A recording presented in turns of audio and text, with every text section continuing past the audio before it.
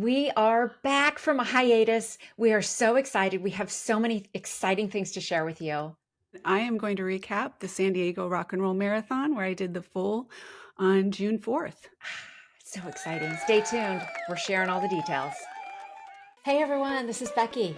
And I'm Angie. And welcome to Real Talk with Becky and Angie. Welcome to Real Talk with Angie and Becky. You did it. You totally did that. I did. Okay. Welcome to Real Talk with Becky and Angie. We've been on hiatus for a month. We have both been super duper busy training for something huge, and we're so excited to share it with you. And today, here we are in the studio after, what has it been, like 5 weeks? Well, you said a month, but I feel like it's been so much longer than that. Yeah, it feels like it's been a long time. So today we're talking about Angie's experience at the Rock and Roll Marathon. I keep wanting to say Rock and Roll Hall of Fame. It's kind of the same thing, right? Kind of like, yeah. Yes. Okay, so you did the Rock and Roll Hall of Fame. No, you did the Rock and Roll Marathon. I did the San Diego Rock and Roll Marathon. Yes. After 25 years. You did it 25 years ago. So first off, I want to back up. What made you choose to do the Rock and Roll Marathon in San Diego specifically, 25 years ago? Why did you do it then? To meet people. I had just moved to Texas and started at Texas A&M, and I was a single mom, and I think I got an email or something random that said, "Hey, have you ever thought about raising money for Team in Training Leukemia Lymphoma Society and run a marathon?" I'm like, well, yeah, I've never not thought about it, so let me look into it. And I went to an information meeting, and I walked out with a plan to do a marathon. That's exactly how it happened. So you were 35 years old. I was 31. Oh, 31. Yep. Oh, 25 31. years ago. Okay. Yep. 31. 31. And how did you do at 31? How was that experience for you? So I was assigned a team, and this team we trained together, we raised funds together. The more money we raised, the better our travel expenses were covered and hotel and everything. And so we all came together to raise funds. I would drive an hour and a half to the lake where we would train and then drive back. It was fun. I enjoyed it. I think the hardest part back then was the drive, because that really stands out to me, and raising the money. We raised a lot of money between, I think it was 8 of us. And that was probably the hardest part. And so, okay, you did the training. The training sounds like it's phenomenal. And then you, at 31 years old, you show up in San Diego, because it was San Diego, right? Yeah. So why San Diego? Why San Diego, and why 25 years ago? It was the inaugural the inaugural Rock and Roll Marathon. It just happened to be in sunny, temperate San Diego. So it just was like this series of events that all came together. It was the very first one that they had, and it was in San Diego. So we show up in San Diego. Now I remember I have blips of memories, and over the last few weeks, I have been connecting with our team captain that I did this with in 1998. So she's kind of like filled in some of the blanks for me. But I do remember parts of it. But yeah, we all went out to San Diego and did a marathon together. So this is what's funny to me. You just said 1998. And now it's 25 years ago. It feels like 1998 was like 5 years ago. Really? I That's know. so great. I know we're into the 20s. Wow. Okay. When I do the math, I'm like 25 years. Oh my God, I was 31. I'm 56. That does not work it doesn't work in my head. No. I'm still trying to figure it out. And so the first one that you did 25 years ago, you completed it. How was that experience for you? So what I remembered from doing it was I was sticking with 2 of the other girls. And at some point I just left. I just took off on my own. I felt good. So I was like, I'll catch up. I'll find you guys or something. And I just left. I finished much better than I trained for. So it was really good that, I had a pace that I thought I was going to nail. And I really just was much faster than that. But then I snuck back and got back onto the course and found the 2 ladies that I left behind. And I got all the way up to the finish line with them. And then I ducked off the course again. And I went back and got the others and came across the line with them. And so essentially we mostly all finished together. So But yeah, you did more than a marathon. I kind of did. Yeah. It was good though. The atmosphere, the rock and roll marathon atmosphere is just pure adrenaline, and it's fun and it's excitement, and there's music and people cheering you on. Well, it was then. Dun, Yeah. dun, So how many dun. people were at the first one? Uh, oh, I can't even, I mean, it was probably the same amount that was at this one. It just looked different. So How so? it was full. Okay, so the inaugural event, San Diego Rock and Roll, the whole thing with that is every mile or so there's entertainment, there's a band, there's floats, there's cheerleaders. It is an entire party the whole way through. There's beer, there's champagne, there's along with all your other good stuff. When you're going through the course, it's very well supported. There's a crowd. My experience of 25 years ago was that. This time, so here's how I end up to where I am. Why did Angie decide to do this rock and roll marathon? I think we've covered it in a previous podcast, but let me just do the recap real quick, is that it was on my bucket list. I've always wanted to do this marathon over. Not because I didn't perform well, I just enjoyed it so much. And I wanted to be able to say I completed another full marathon in my life, and I wanted it to be that one. Okay. So, at You got this, girl. You got this. You got this. At some point, I didn't think I was going to be able to do it. And after the poisoning, I didn't think I was going to be able to do it. I wanted to do the 20-year and the 20-year anniversary, and I wasn't able to. It has been on my bucket list for years, and I wanted it to be like the 15 or the 20. I never envisioned or had it occurred to me that it would be the 25. But anyway, so when I signed up for this marathon, I never looked at the course. I never looked at anything other than I'm signing up for the full and I'm doing the full, and that's what I'm going to do. That's what I committed to, and that's what I trained for. And how did it look different? Do you want to know?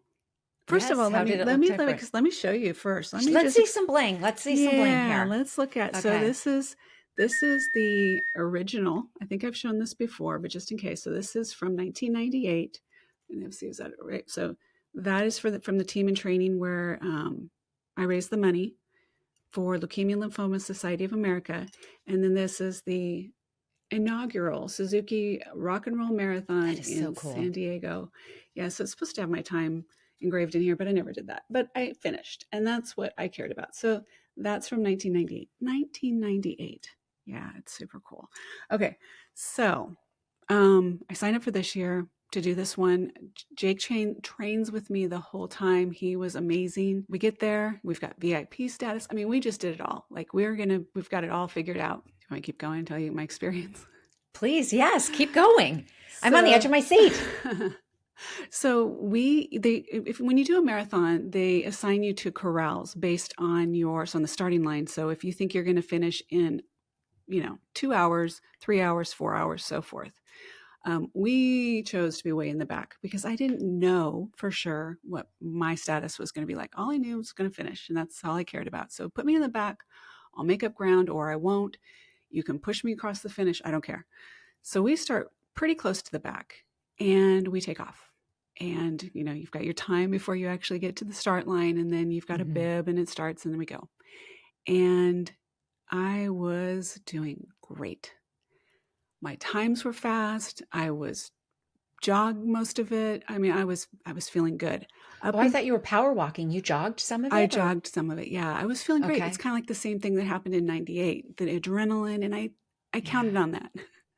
And it was fun because, it was fun because I had earpods in and you were talking to me, Becky, or you were texting, and then Siri would read to me, and I was getting all these texts, and it was awesome. And I'm going along and I am in my zone. And all of a sudden Jake stops and he's like trying to get my attention. I'm like, he points at the sign, and the sign says full and then half. Well, I'm following the crowd that's going to the half, and like 5 people are going to the full. I'm like, holy shit, what did I get myself into? Oh my God, I got chills. That's crazy. It was, I mean, I'm not even kidding. It was like, we think about 19,000 people started the race together. 15,000 people went to the half. 5,000 went to the full. Wow. 5,000 people, which, since we're towards the back, there's not very many people back there. So, but all these other people who are doing the half that are just like, yay, we're doing a half. And we're at like 8 or 9 miles. I don't know what it was at that point. They're almost done. So they're having a great time. We take off on this desolate road to hell. At the beginning, it was fine. I'm still true. I'm trugging along. I'm like, okay, this is fine. Now, before I step back, everyone kept talking about the highway to hill that was at mile somewhere around 21, 22, and how terrible this hill was going to be and how daunting it was. And so everybody was freaked out about this hill. Well, at about mile 10, I turn this street, turn this corner, and there is a San Francisco style hill right in front of me. I mean, like In San Diego. In San Diego. I didn't know. I've never seen that part. When we've ever been there, we've always been down by the, by the water. Yeah. But there, like, you can only see sky at the top. You can only see sky. And so I start trudging up this hill, and I'm doing everything that, we've been taught about how to maneuver these hills, or a hill, which was supposed to be at mile 22. This hill was awful. Jake gets to the top and he looks down at me. When I got up there, I'm like, I don't think I can do this. I don't think I can do this, because if that wasn't even discussed, what is mile 22 going to look like? So I got in my head really, really bad. And from then on, I just kept telling myself, I had all these visions of just not making it up the hill, the highway to hill. So I'm going along, I'm losing time. I keep going. I'm not stopping. I heard from because it wasn't the only hill. And there were downhill slopes that you had to like stop yourself. You couldn't run. Yeah. That downhill's, tough. Yeah. And we got those. So we got both. Anyway, I just kept going. And right before the hill started, I went into a medic station because my hips and mostly my hips at that point hurt so bad that it was just like a prayer every step. I'm like, I got to finish this. I'm going to finish this. Now is the hill. So I duck into the medic tent, and this is part of my saving grace. Lady says, I only have a little bit of Bengay and a little bit of BioFreeze. And I'm like, whatever you can do, just give me something. Another lady put salt in my water. Really bad idea. But she put salt in my water because she thought I was having cramps. I was not having cramping or any of that. This lady's starting to put Bengay on me. And then she's like, where do you really hurt? And I said, my hips. And she goes, well, you can put some BioFreeze on your hips. I stand up and I'm starting to undress. I'm like, okay. I'm like, put it there. She's like, no. We can shoot it through your shorts. And I'm like, okay, that's better. So anyway, she puts it on me. But you're willing to disrobe I'm right there. Totally You're like, I'll strip. do anything. I'll strip. I'll do whatever. I don't care. I want to get through this. And Jake is just standing there. He is not saying a word. Well, actually, he's texting. So in my mind, he's texting the kids, or, Felicia and Tyler, your mom's, losing it. She's, whatever. That's what I made up.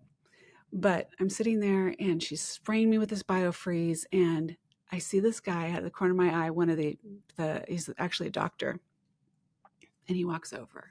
And by the way, I'm crying. I'm bawling because I'm feeling defeated, but no. And what mile was this? This was going into mile 22. Okay. Which Before is the big hill. This is the highway to hill. Yeah. Okay. Which is a highway. It is literally the highway, running the highway. Oh. And so I see him coming. I'm like, oh, shit. And he comes over and he's like, you really, the battle is just getting here and doing the training, and look how far you've come. And he starts doing that whole, like, it's time to quit thing. Really? Yeah. He said, I just saw one of the vans go by, or one of the pickup vehicles. Like a sweeper. Yeah, sweeper. And he said, they just came by with a bunch of people. He said, I've been there before. And he said, I would rather volunteer than get picked up. And I'm like, I just took off. He doesn't know you. No, He no, doesn't know anything about you. I'm like, I'm not stopping. I'm not quitting. I'm bawling and I don't care. I'm going to, I said, I'll tell you what. I said, how long to the next medic station? And he said, one of the girls, actually, women said, it's like a mile and a half. I'm like, okay, I'm going to head there. And I promise if I can't make it, I will stop. I'll stop. I'll stop. And, but if I'm heading there. Well, right at that, there wasn't a medic station right there, but it was the BioFreeze paint booth, is what I'm going to call it. There's one guy standing there. Now, all the bananas are gone by now. All of, we're getting water and we're getting some Gatorade, but all the other stuff is gone. But were prepared, so that wasn't a big deal. But I see this one guy standing there, this booth thing with his little BioFreeze can. And I'm like, help. And all I remember is him saying, close your eyes. I think he said cover your mouth, but he said close your eyes, close your mouth. So I did. And all I could feel was like spray can, like just every inch of me, everything. He just doused me. And it comes out cold, doesn't it? Yes. Oh, it's a shocker. So good. Okay. It felt good. You were like, this is good. This is good. I was immediately when it hit, I could just feel like the pain relief. My hips, my knees. Anyway, and then he kind of rubbed some in a little bit and then I just took off. Well, from that point on, I got my second wind. Nobody passed us. We passed people about, so the cutoff was supposed to be 7 hours. It sounds so, cutoff is supposed to be 7 hours. And at some point I said to Jake, we're not going to make it at 7 hours. I said, all I said all along is I wanted to finish. I wanted to get over that line. So I just said, it's okay. I said, I want to finish and we're going to finish. And I don't care who's there or what's there. We're going to finish.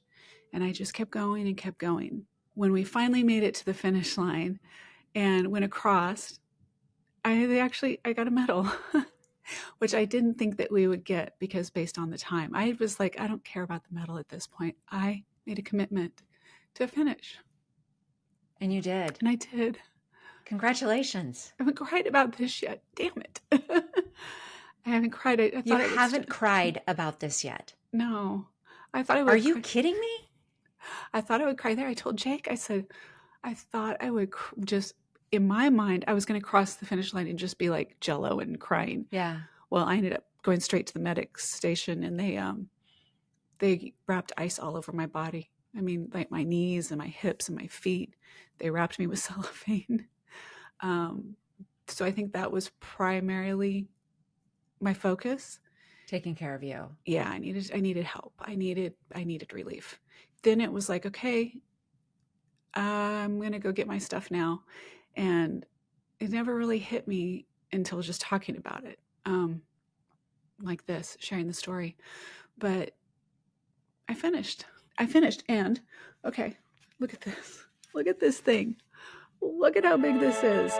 Look at I love that they got bigger. It definitely supersized it. Isn't that cute? It's beautiful. Cute? So, San Diego Rock and Roll Marathon, 25 years later, and when I did the event, through the whole thing, I carried this in my my water belt, and so I had the wherewithal before we went across the line to pull this out. And as we went across, I held it up, and they were like, "Oh my gosh, one of the original, blah blah blah," Yeah, that makes me cry. Yeah. So, 25 years later, there weren't very many of us. Anyway, come to find out that this was because it's a Boston Marathon qualifier.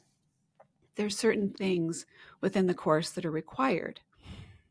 It doesn't matter. I still was going to do the full. It wasn't like I was going to say, oh, well, because it's really, really, really, really hard, I think I'll just do the half. No, it wasn't an option. So I still did the full and I finished it and I got a medal and it counts. Now, after us, so we were 44, 11, and 12. It cut off at 44, 39. So anybody past that, whether they were still going or they dropped out before that, the rest didn't count.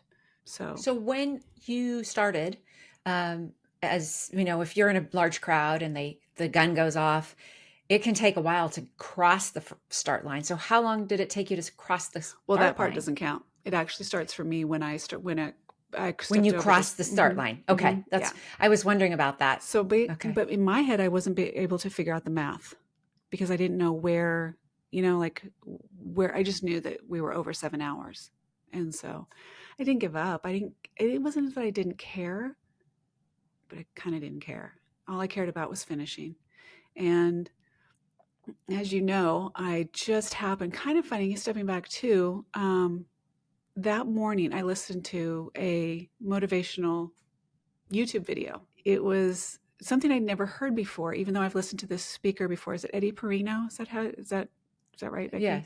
Mm-hmm. Okay. I mean, I that's what I thought, but I just wanted to make sure. So I listened to him all the time, and this was a compilation, and I've never heard that particular part, one of his speeches, and it was about endurance and not giving up, and it was basically breathe.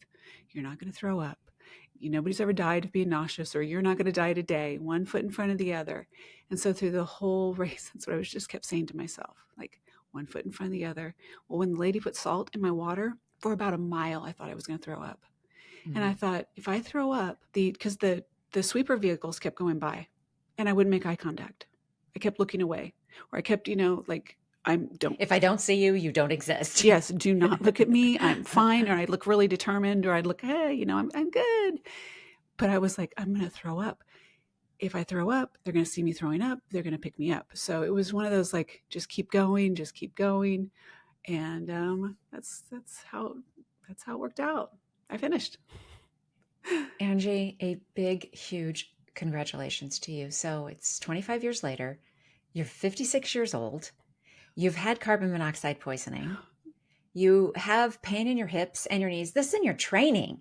We're not even talking about your training. We've had lots of conversations about it. And you go to this. What do you think? I heard you say that there were times where I doubted, but you did it. You did it. So what do you think it was that got you to where that moment of doubt to the moment of crossing the line of finishing?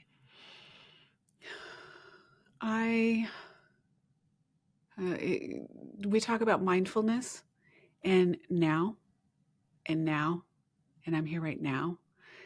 Every step of that race was mindfulness, and one step in front of the other. There was no, if I started to think about the highway to hill, or, any of that, I just kept coming back to, I'm right here, right now, one step in front of the other.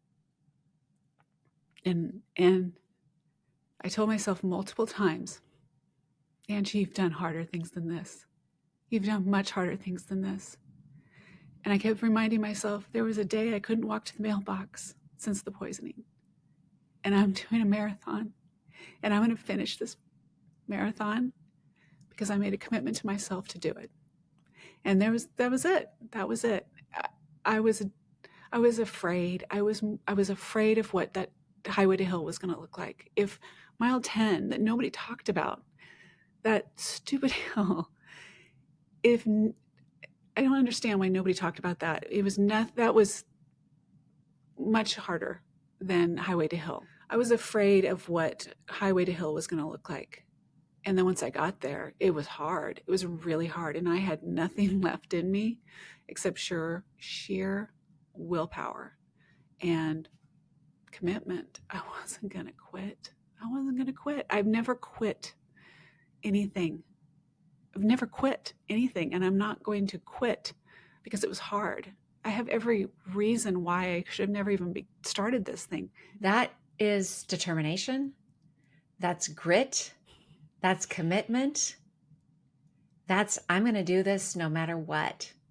Yeah. I feel like congratulations, like, isn't even, it's an understatement.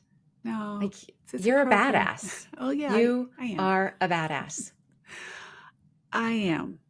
I receive that. I thank you for that. I know that I am. I know that under normal, whatever that is, circumstances, I love that you chose the word normal because I know how you feel about that. Circumstances, I shouldn't even be able to do this, most people wouldn't even try it, and it would be an excuse. It would be such a great excuse to say, oh, I was never able to do these things that I wanted to do. Well, there are things that I probably won't be able to do, but that's not one of them. That was that important to me. And that proves to me, I mean, that's just for me. I can't judge what anybody else, can or can't do, or their commitments. And there was, I mean, I I would roll. I would crawl. I don't know. I would have done whatever it took to get over that line. It was just not an option. It may sound crazy, but that's true. I don't know that it sounds crazy. What I'm hearing is I'm going to finish no matter what. That's grit and determination and commitment. But people, I mean, don't you think it's like, why? Why would you put your body through that? Why suffer that? I mean, I guess if you say suffering is optional, but it's painful. Why do it? Yeah. Why? I know people wonder why. Okay, so why? Why, Angie? Why'd you do it? Because I question myself too. Why would you do this? What is it about this? What is this? It's part of the survivor skills in me, I think is what it is. It's like, there's a lot of things that I've lost.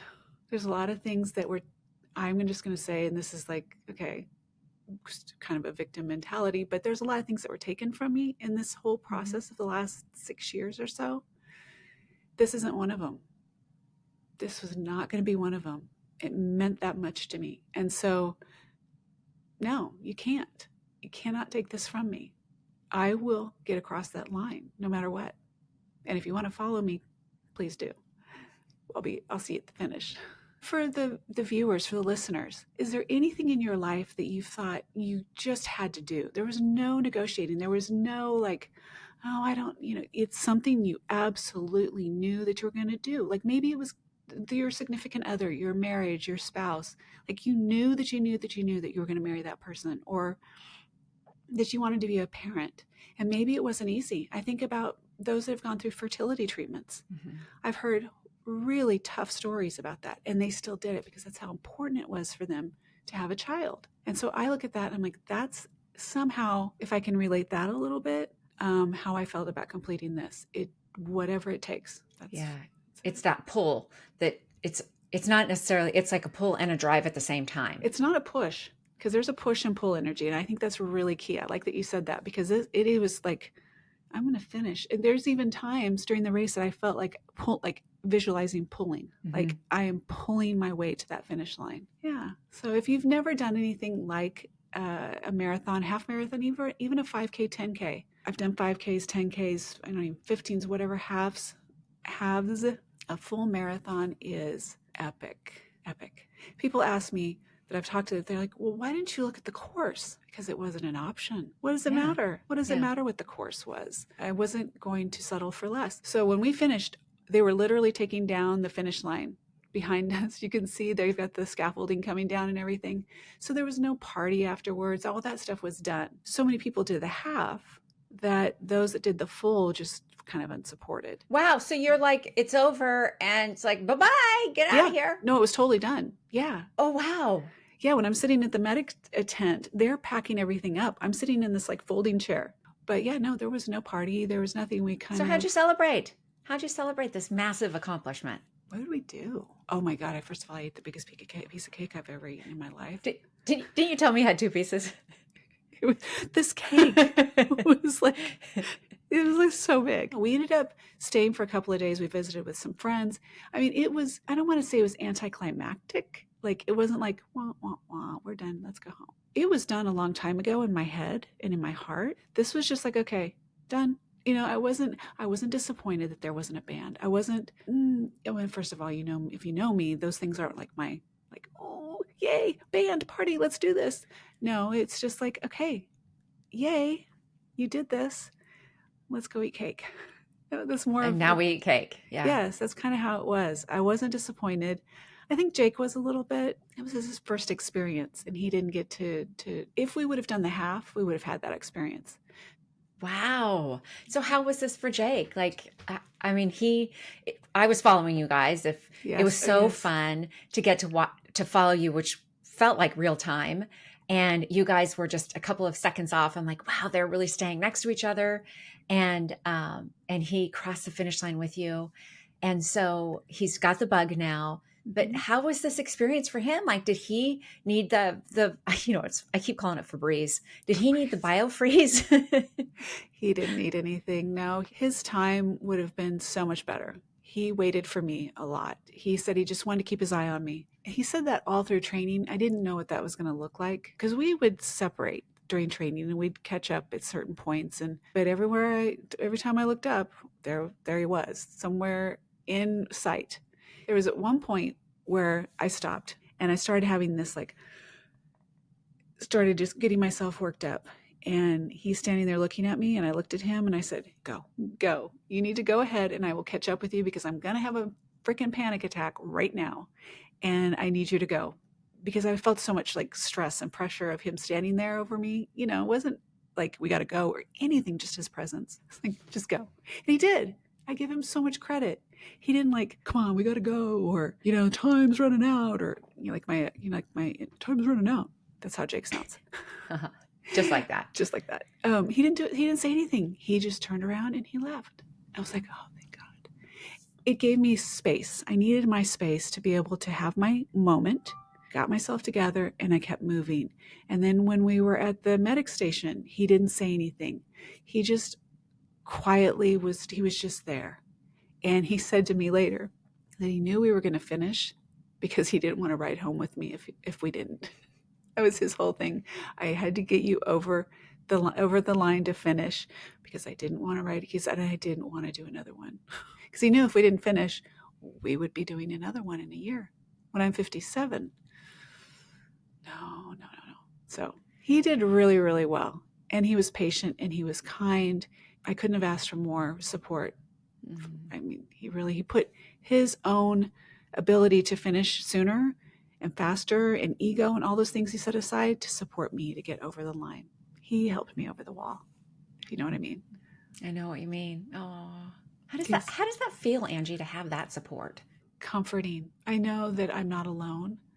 I know that someone has got my back. I know that someone's looking out for me. It feels loved. Feels loved. That's how it feels. I don't have to doubt it. I don't have to wonder, do I get frustrated? Yes. Go, leave me alone. That's very much who I am. And I think if he would have left me, I would have been in another whole state. I would have been really upset. But I give him, for this, what he put up with, I'm going to give him a sainthood on this. Oh. Yeah, he did amazing. Saint Jake. It's not Jake. Mr. Jake. He's Saint Jake. Oh, and our bibs. I should have grabbed our bibs. So our bibs say, I had Grandma Angie. So when I first signed up for this, I figured I was going to do it by myself. And I thought maybe that Felicia Tyler and the grandkids would be able to come out. They didn't get to come out because Ava's dance recital was the same weekend. And I mean, she couldn't miss that. She had a starring role in her dance recital. Aww. So I was sad that I didn't get to see that. But that was the Grandma Angie bib. And then when Jake signed up for it, I didn't know that he signed up as Mr. Jake. So we were Grandma Angie and Mr. Jake. And Felicia and Tyler throughout Ava's dance recital were following the app. Tyler was mostly the one sending messages. For those that don't know Tyler, who's my son-in-law, he has a real gift with words. And so he was hitting me with all the good ones. All nice. These really powerful quotes or, sayings that he'd heard, hearing from you. And Cindy, my original coach from 1998, she was right there. Oh my gosh, you're going so fast. You're doing so good. And then you guys all, I don't know if you were one of them, but so it was Jake's son, Cash. I mean, there's a whole bunch of people, but everybody thought we finished 2 miles before we did. And you guys were all, I don't know if you were one of them, Becky, I can't remember, but everybody was congratulating us. And I'm like, we're not done yet. We still had 2 miles left. I think I waited until I was for sure that it was, there was a long time between the last part of it and the announcement that it was complete. There was a while.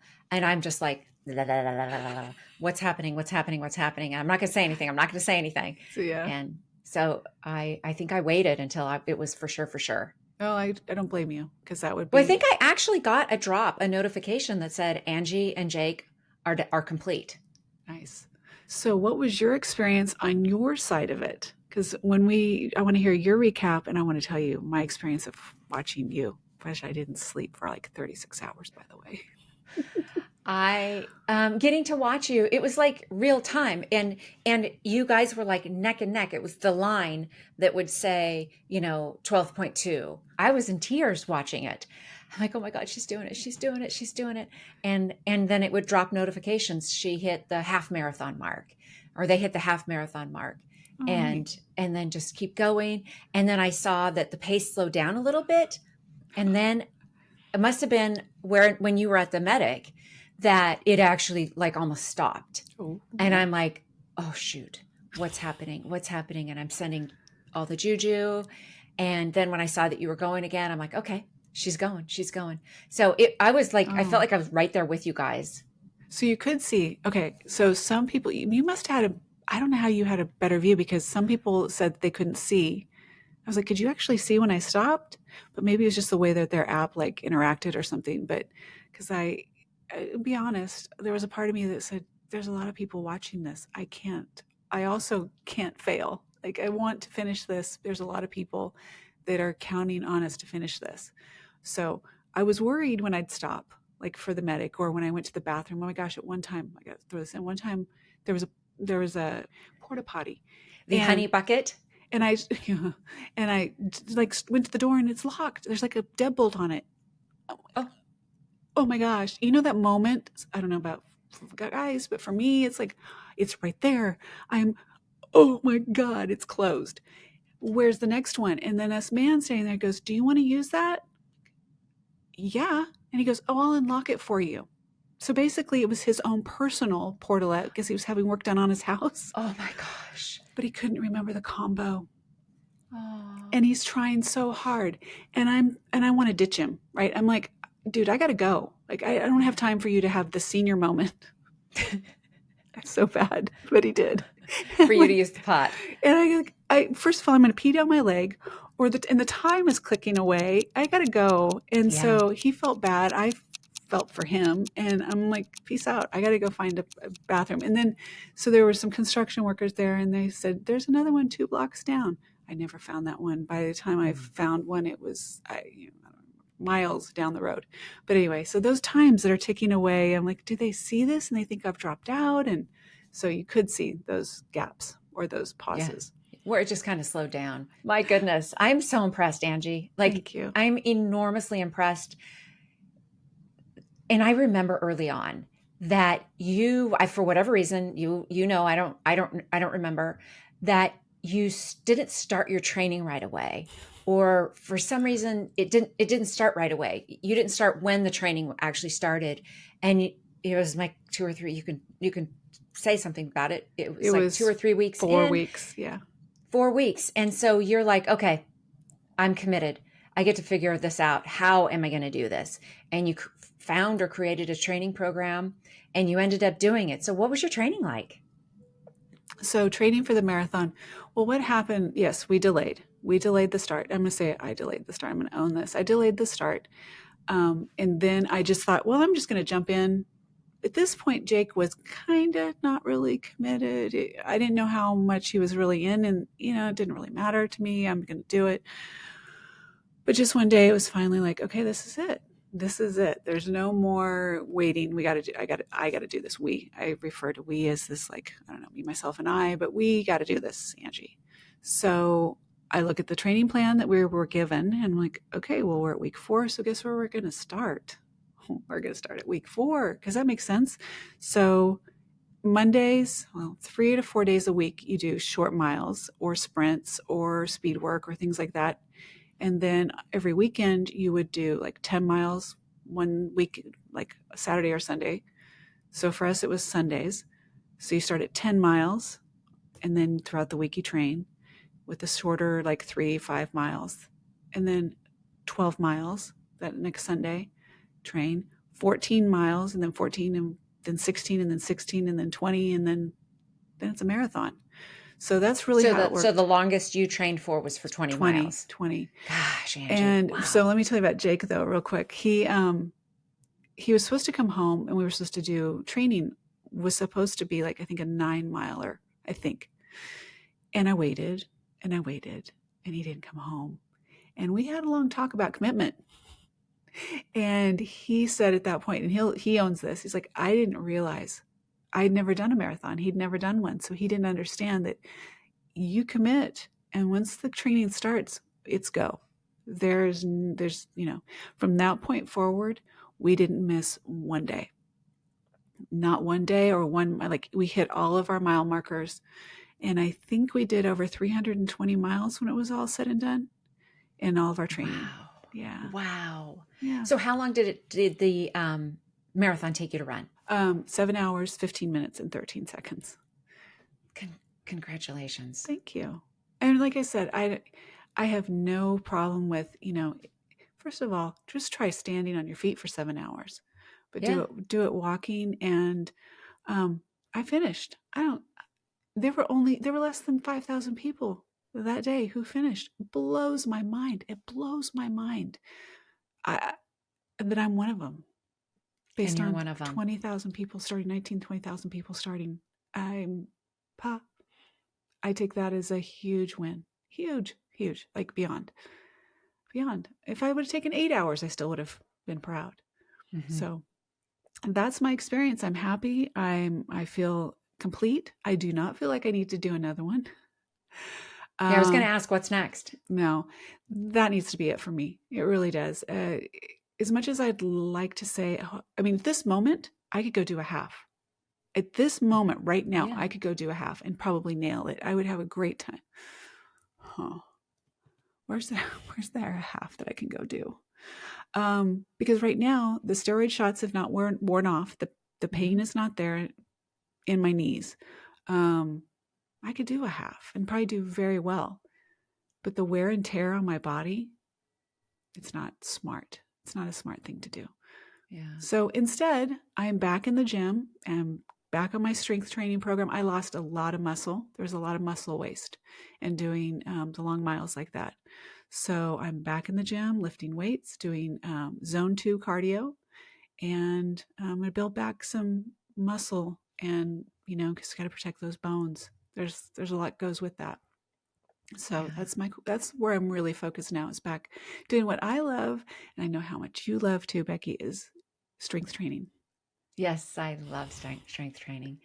So what else do you want to share before we wrap this up? What I want to share with everyone is that if there's something you want to do it. Do it. No ifs, ands, or buts about it. Just do it. Don't let somebody take you off your course. Don't let all these little things get in the way that can get in the way. They're going to get in the way. And I look at them as obstacles and challenges to work through along the way, because it gives a really great story when you're done. No matter what you've been through. As you know, my saying is, I got up anyway. Mm-hmm. And I got up and I kept going. And start small. And for me, like I said, you've heard it before. I'm going to say it again, and you're going to get sick of it probably, but I couldn't make it to the mailbox. Now I just finished 26.2 miles and a total of 320 some miles in the training. But it was only one step at a time. That's all I could do, was focus on that one step at a time and have faith that you can do it. You're not in it alone. You're not in it alone. So that's what I'd like to end with. And thank you, Becky, for your support throughout. I didn't say that thank you, because I'm going to just say I know that you contributed. You can't see the medal very well, but there it is. So we also raised money for St. Jude's. And so proud of that too. It's bigger than just us, right? It's much bigger. So thank you. I appreciate all the support, and I can't wait to hear about your epic journey and share my experience of what it was like doing it with you. Love you. Love you, and congratulations. See you all next time. Bye. Bye.